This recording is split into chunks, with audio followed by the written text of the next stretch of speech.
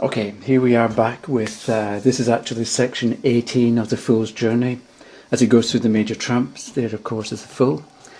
And he's this time, because it's number 18, or because he's meeting the Moon, it's number 18, XV111 at the top there. So, before I start, I want to tell you two things. One is that I've started making podcasts, so I've got like audio files that you can listen to online or download. And if you go to www.thetarot.ca and scroll down the page a bit, you'll find in the latest editions, in that section you'll find the podcast. I've got, it's the beginning of September 2010, and I've got 6 done. So you can have a listen to them. You might find them useful. The last one is about how I think the tarot works. The one before was how to stop talking about nothing in a reading, and there are various other things as well. The other thing that I want to mention is I've got this is a cover. Let me look through the camera here. Okay, so these are the CDs, or the DVDs rather, for the course, and I made a cover. Quite like it. That's the Moon, and that's Earthrise in the distance there, a long way away. So that's what the cover looks like, and we've got the discs, and so the course is available if you're interested. So if you're thinking of taking a course, I think you know, if you like the videos that I make on YouTube, then you're going to enjoy what's on the DVD. So the Fool then, and section 18. In the last card it was the Star, right? And the Star came after darkness in the Tower and the Devil. So with the Star, the Fool seems to be emerging from, or emerging into the light, or into some kind of light out of the darkness in the Tower and the Devil.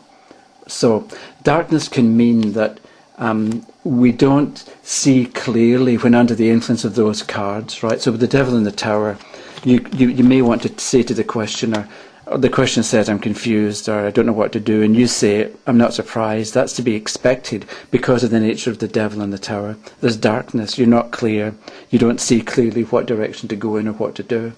So it's not easy to, or else we might want to say, it's not easy to see clearly with the Devil in the Tower.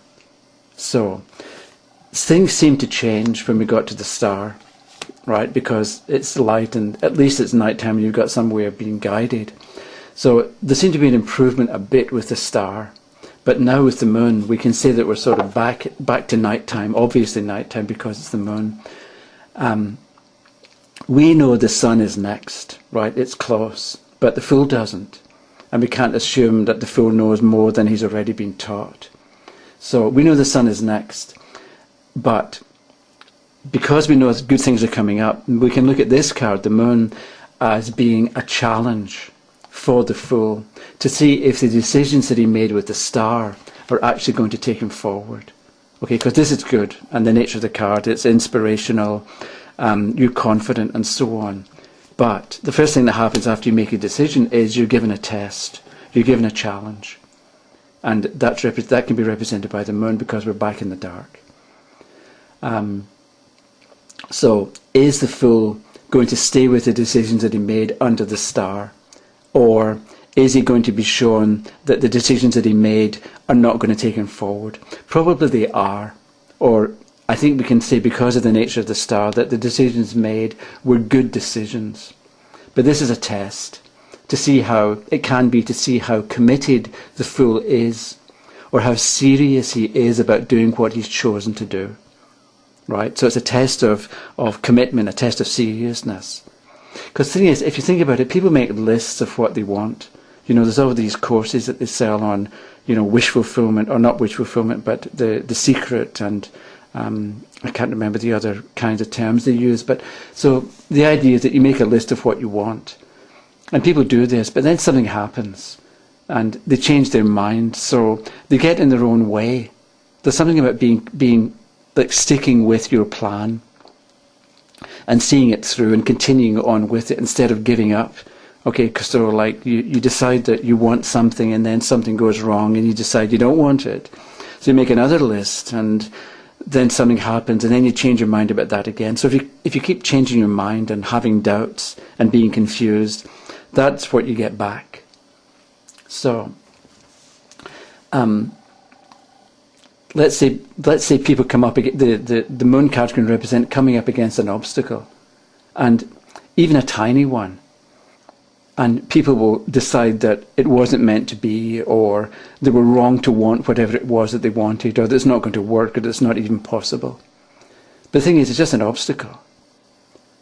And there can be a reason for the obstacle, to see how much they actually want it, so they can become more determined and dig in their heels and work for what it is that they want to achieve.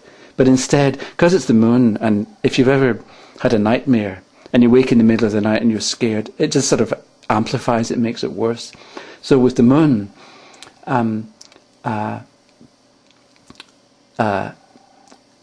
it can be that it's showing you, giving you the chance to become more determined, but instead people tend to imagine the worst and they give up. And this can be what the Fool can learn from this particular card. Just because things don't happen for you overnight, it doesn't mean it was a wrong idea, or that you don't deserve what you want, or that the universe is sort of getting itself organized to stop you. And one of the things I like about this particular exercise of the Fool's Journey is that you can do what you want with it. You know, you can do it 1,000 times, and each time it's going to be slightly different, or maybe very different. So I decided at this point, maybe the Fool asks for help, because he doesn't know what to do. Okay, so he stands in the middle of wherever he is, and he looks up, and he yells at the top of his voice, "Help me, because I don't know what to do." And along comes the ghost of Henry Ford. I say the ghost because Henry Ford's been dead for a while, not because the moon card features ghosts. So the Fool says, "Hello, Henry," and Henry says, "Hello," and the Fool says, "Give me a hint. Give me some kind of clue on how to deal with this particular situation." And Henry says, and I wrote down this quote, he says, "Obstacles are those frightful things you see when you take your eyes off your goal." So, I quite like that, because there's the goal somewhere up here in the distance. So, when the card comes up in a reading, you say to the person, what are you looking at? Or what direction are you looking in? Are you looking to see things that can trip you up, and that's all you focus on, and then you're going to find things that can trip you up? Or are you remembering the direction in which you want to go, what the outcome is that you want, or what the result is that you're looking for that would suit you, that would give you pleasure? So the Fool's taken, let's say the Fool likes that quote, and that's really good, you know. "Tell me again what you said, Henry." And Henry says, "No." And this is another quote from Henry. "Most people spend more time and energy getting around problems than in trying to solve them." And that's a good one as well, because this can be what the moon card represents. You've got a problem. What are you going to do? Keep thinking about it or solve it? And I think the point is, with the moon, if you've got a problem, figure out how you're going to solve it. Don't, as Henry says, spend time and energy going around the problem. "So, that was really good," says the Fool. And he looks up the road. He's going to travel. And what does he see? There's a dog and a wolf. There's the dog, there's the wolf, on either side. So maybe he thinks to himself, I can travel this path on my own, and that can represent my individuality, going my own way. Or am I going to have to give it up and run with the pack? Because the dog and the wolf are animals they're pack animals that run in groups. Okay. At the same time, there's something. If somebody says something, you can reverse it, and it's still true. Or maybe if you reverse it, it's even more true than the first way. So, as an example, if somebody says, "I love you," right? It also means, or maybe it really means, "I love me." And if you think about it, because if you've ever said to anybody, "I love you," and remember that moment, the reason you said it is because you were full of love, right? And you wanted to share it with the other person. So you say, "I love you." But if you hadn't loved yourself at that moment and been full of love and wanted to share it, you probably wouldn't have said, "I love you" in the first place. So there's something about listening to what people say and reversing it, and understanding in what way it's true. So when somebody says, I hate you, what they mean is, I hate me. So if I say, I hate you, what I mean is, I'm annoyed and I'm disgusted with myself. And the thing is, if I can look at it that way, I can do something about it. And that's a better solution than taking it out on the other person. So this idea of reversal. So the fool looks at the dog and the wolf, and he thinks, D-O-G, spelt backwards, is G-O-D. So I can go with God, and God is not this old fellow with a long beard up in heaven looking at you, what you're doing, and just waiting for you to make a mistake so he can beat you up. It's more accurately or differently represents the creative principle. You've got a creative mind, you've got ideas, you've got imagination, and you can do things with them, and you ought to, and you've got the chance to because you're in life. So we should really go with the creative, with creativity. So the fool looks at the dog and thinks D-O-G is G-O-D. So do I go with the creative principle? And wolf, W-O-L-F, backwards is F-L-O-W. So do I go with the flow and relax and let life unfold as it should? So maybe the dog looks at the fool looks at the dog and the wolf and is afraid, or he looks at the dog and the wolf and sees creativity and relaxation, and realizes that's how I should handle the situation. Relax and be creative, and let life unfold.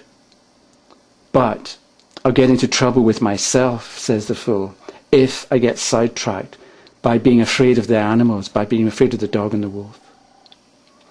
So the fool might be thinking, oh no, I'm back in the darkness after being with the star. So this card can show a lack of confidence, as well as doubt and confusion. When it's upright, I think we can say that there will be doubt and confusion, but you're not going to get thrown, or the question's not going to be thrown and stuck, right, by this particular influence or the person represented by this card.